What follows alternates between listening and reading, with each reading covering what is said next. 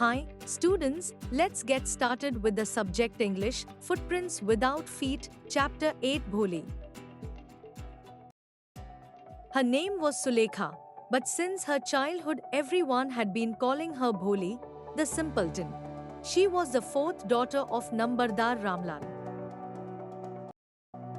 When she was 10 months old, she had fallen off the cot on her head and perhaps it had damaged some part of her brain.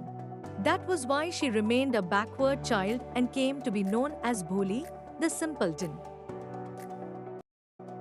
At birth, the child was very fair and pretty. But when she was 2 years old, she had an attack of smallpox. Only the eyes were saved, but the entire body was permanently disfigured by deep black pockmarks. Little Sulekha could not speak till she was 5, and when at last she learned to speak, she stammered. The other children often made fun of her and mimicked her. As a result, she talked very little. Ramlal had 7 children, 3 sons and 4 daughters, and the youngest of them was Bholi. It was a prosperous farmer's household and there was plenty to eat and drink. All the children except Bholi were healthy and strong. The sons had been sent to the city to study in schools and later in colleges.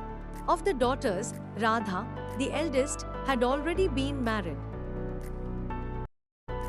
The second daughter Mangala's marriage had also been settled, and when that was done, Ramlal would think of the third, Champa. They were good-looking, healthy girls, and it was not difficult to find bridegrooms for them. But Ramlal was worried about Bholi.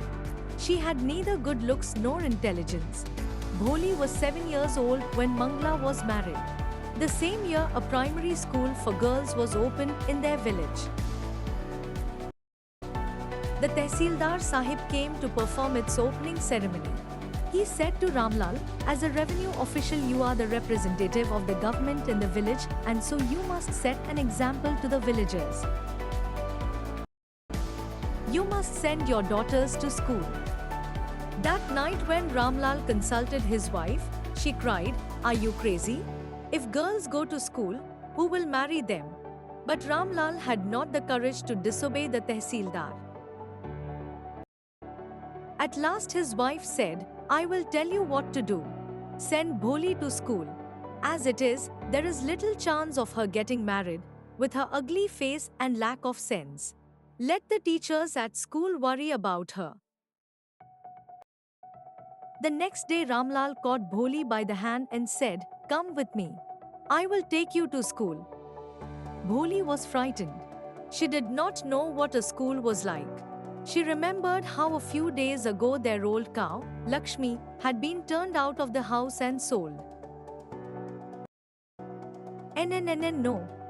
No, she shouted in terror and pulled her hand away from her father's grip.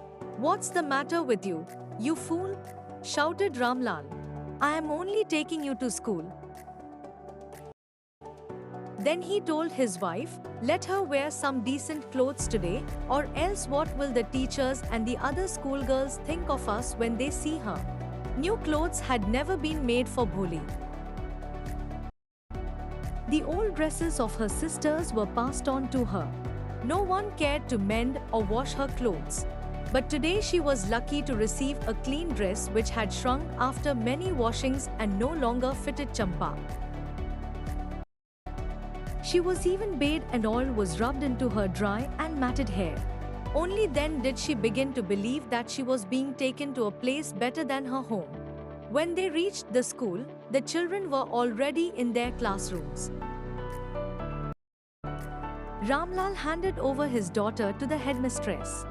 Left alone, the poor girl looked about her with fear-laden eyes. There were several rooms, and in each room girls like her squatted on mats, reading from books or writing on slates.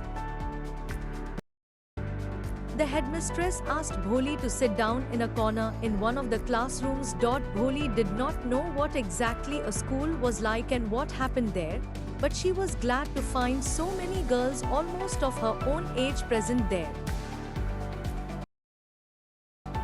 She hoped that one of these girls might become her friend. The lady teacher who was in the class was saying something to the girls, but Bholi could understand nothing. She looked at the pictures on the wall. The colors fascinated her. The horse was brown, just like the horse on which the Tehsildar had come to visit their village. The goat was black, like the goat of their neighbor. The parrot was green, like the parrots she had seen in the mango orchard, and the cow was just like their Lakshmi. And suddenly Bholi noticed that the teacher was standing by her side, smiling at her. "What's your name, little one?" "BH Bobo. She could stammer no further than that. Then she began to cry, and tears flowed from her eyes in a helpless flood. She kept her head down as she sat in her corner, not daring to look up at the girls who, she knew, were still laughing at her. When the school bell rang, all the girls scurried out of the classroom, but Bholi dared not leave her corner. Her head still lowered, she kept on sobbing. "Bholi." The teacher's voice was so soft and soothing. In all her life, she had never been called like that. It touched her heart. "Get up," said the teacher. It was not a command, but just a friendly suggestion. Bholi got up. "Now tell me your name." Sweat broke out over her whole body. Would her stammering tongue again disgrace her? For the sake of this kind woman, however, she decided to make an effort. She had such a soothing voice, she would not laugh at her. "BH Bobo," she began to stammer. Well done, the teacher encouraged her. "Come on, now, the full name." BH Bobuli. At last she was able to say it and felt relieved, as if it was a great achievement. "Well done."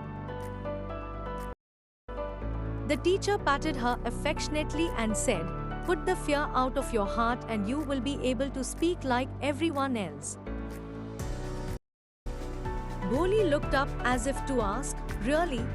Yes, it will be very easy. You just come to school every day. Will you come?" Bholi nodded. "No, say it aloud." Yes.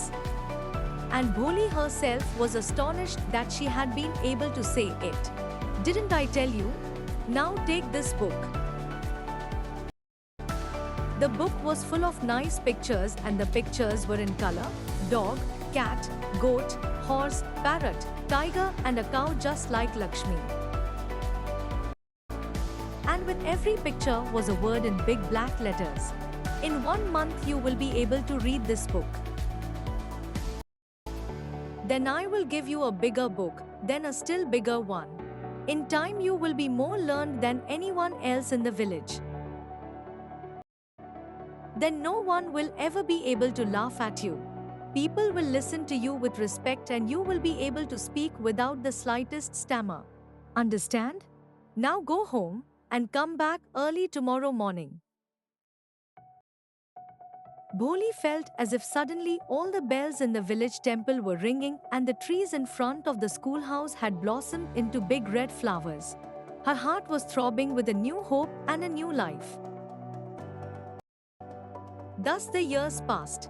The village became a small town. The little primary school became a high school. There were now a cinema under a tin shed and a cotton ginning mill. The mail train began to stop at their railway station.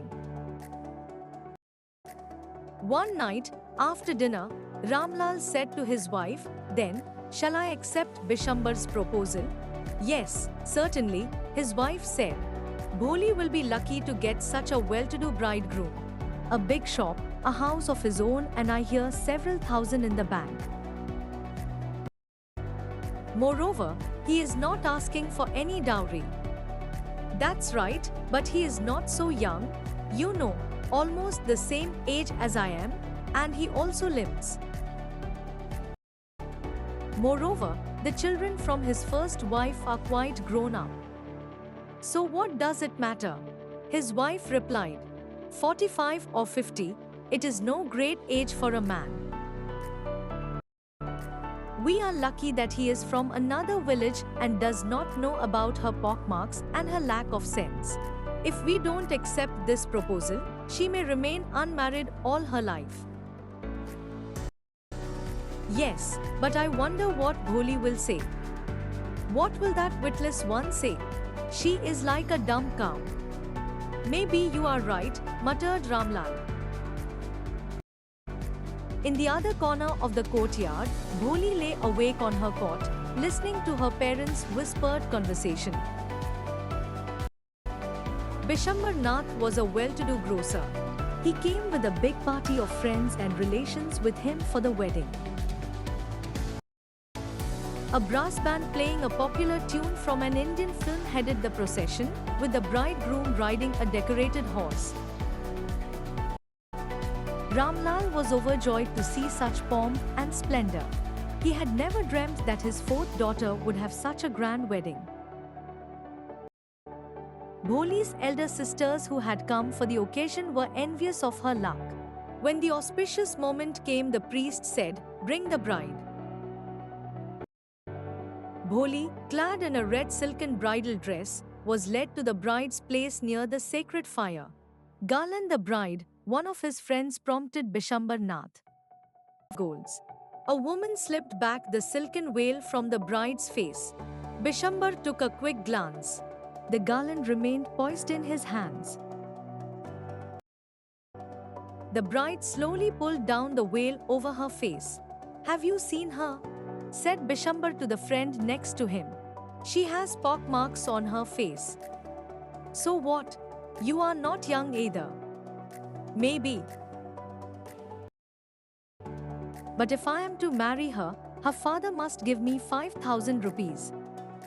Ramlal went and placed his turban, his honor, at Bishambar's feet. "Do not humiliate me so. Take 2,000 rupees. "No. 5,000 or we go back. Keep your daughter. Be a little considerate, please. If you go back, I can never show my face in the village." Then out with 5,000. Tears streaming down his face, Ramlal went in, opened the safe and counted out the notes. He placed the bundle at the bridegroom's feet. On Bishambar's greedy face appeared a triumphant smile. He had gambled and won.